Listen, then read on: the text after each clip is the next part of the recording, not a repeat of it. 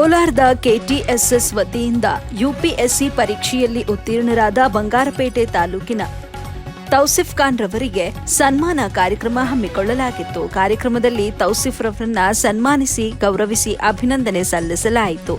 ಕೆಟಿಎಸ್ಎಸ್ನ ರಾಜ್ಯಾಧ್ಯಕ್ಷ ಸೈಯದ್ ಆಸಿಫುಲ್ಲಾ ರವರು ಮಾತನಾಡಿ, ತೌಸಿಫ್ ಯುಪಿಎಸ್ಸಿ ಪರೀಕ್ಷೆಯಲ್ಲಿ ಉತ್ತೀರ್ಣರಾಗಿದ್ದು ನಮಗೆ ಬಹಳ ಹೆಮ್ಮೆಯಾಗ್ತಾ ಇದೆ. ಅವರನ್ನ ನೋಡಿ ಬೇರೆಯವರು ಸ್ಫೂರ್ತಿ ಪಡೆದುಕೊಳ್ಬೇಕು ಅಂತ ಹೇಳಿದ್ರು.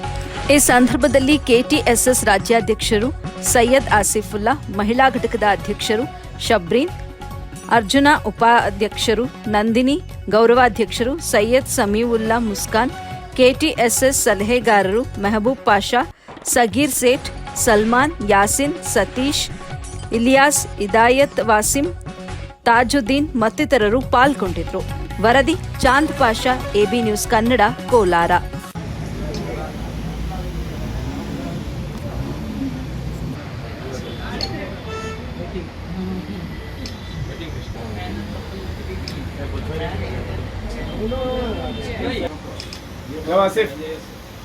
शिफ्टिंग करो प्लेन में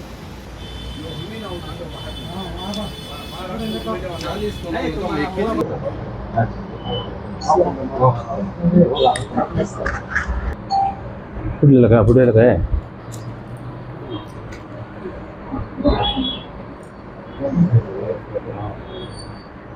उठल बोले दिन को लगा हूँ साहब चलो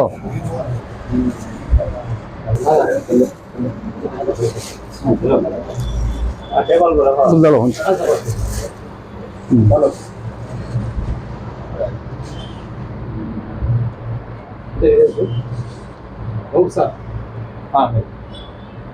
अपना नाम सर तौसीफुल्लाह खान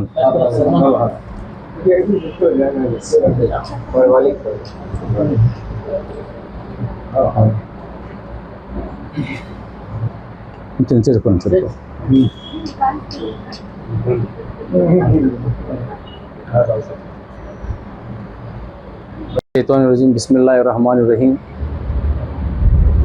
आज कर्नाटका टीपू सुलभसेना की जानिब से हमारे कर्नाटक में यूपीएससी में 740 PF रैंक लेकर हमारे तौसीफुल्लाह खान साहब ने आज हमारे कोलार डिस्ट्रिक्ट का नाम रोशन किया है।